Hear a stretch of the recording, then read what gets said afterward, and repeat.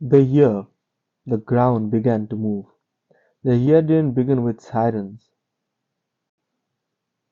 That was the strange part. No mushroom clouds, no declaration of war read aloud from podiums, no dramatic collapse of stock exchanges in a single afternoon. Instead, the year began quietly, the way old buildings do before they crack. Small sounds, barely audible shifts, hairline fractures ignored by those living comfortably inside. By the end of 2025, men who had seen everything knew something had changed. One of them was John Simpson, a man who had spent his life moving towards gunfire rather than away from it. He had watched empires fall politely, violently. He had reported from jungles, deserts, frozen borders, and bombed out cities. He had seen fear in every language humanity speaks. Yet, as the year closed, he felt a different kind of dread, not panic, certainty. A world at war, but unevenly. Wars were not new, they never are. Ukraine burned in the east of Europe, its cities half standing, its people exhausted but defiant. Gaza lay shattered under rubble and grief, the air thick with dust and unresolved rage. Sudan bled almost unnoticed, its millions displaced, its death toll climbing without headlines large enough to contain it. On paper, these were separate tragedies. In reality, they were threads tightening around the same knot. The difference this time was not the number of dead. Humanity has always been capable of slaughter. The difference was no one seemed able or willing to impose an ending.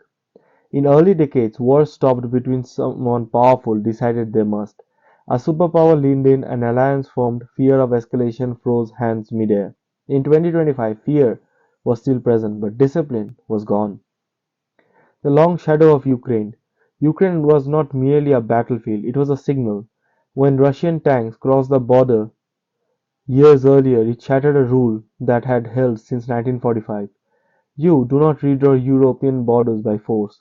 That rule wasn't moral, it was practical. It existed because violating it had burned half the world. Yet the violation stood. Sanctions came, weapons flowed, speeches thundered, but the war endured, grinding forward month after month, year after year, like a machine that no longer needed fuel, only inertia. Behind the front lines, a large question hovered. If a nuclear-armed power could invade a neighbor and survive the consequences, what exactly still counted as the red line? No one answered it aloud. The shrinking giant. Across the Atlantic, the world's old anchor shifted. America did not collapse. It did something more dangerous. It turned inward. Under Donald Trump, alliances were spoken of as burden, not commitments. Europe was scolded for weakness, not embraced as a partner. The language of shared destiny faded, replaced by the language of deals. This no longer would have been survivable if it were temporary, but the ideas, once released, do not return quietly to their cages. Even allies began to wonder if protection depends on mood and election cycles. Is it protection at all? History remembered a similar moment. The 1920s had been comfortable, prosperous, distracted.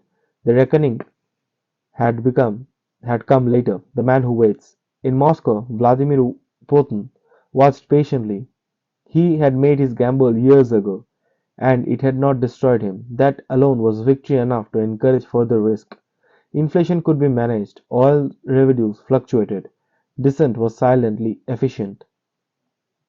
More importantly, he sensed space opening. Europe argued, America hesitated, guarantees sounded softer every month. He didn't need to threaten Europe with war. He merely needed to imply readiness. Right now, he said calmly, the most effective threats are the ones that do not raise their voice. The quiet calculations in Beijing. Far to the east, another man watched even with greater care. Xi Jinping didn't shout or boast. He didn't need to. His concern wasn't foreign applause but domestic judgment. Powerful states fear invasion, authoritarian states fear embarrassment. Taiwan sat across the water like an unfinished sentence, not acting too long, risked appearing weak, acting too soon, risked catastrophe. So Beijing studied Ukraine, not for tactics but for reaction patterns. How long before outrage faded? How divided would the West become under pressure? What happened when deterrence blurred into ambiguity? Every unanswered question became a data point, a different kind of world order. By the end of 2025, something began whispering the face World War III. They imagined sirens, missiles, mushroom clouds. They were wrong.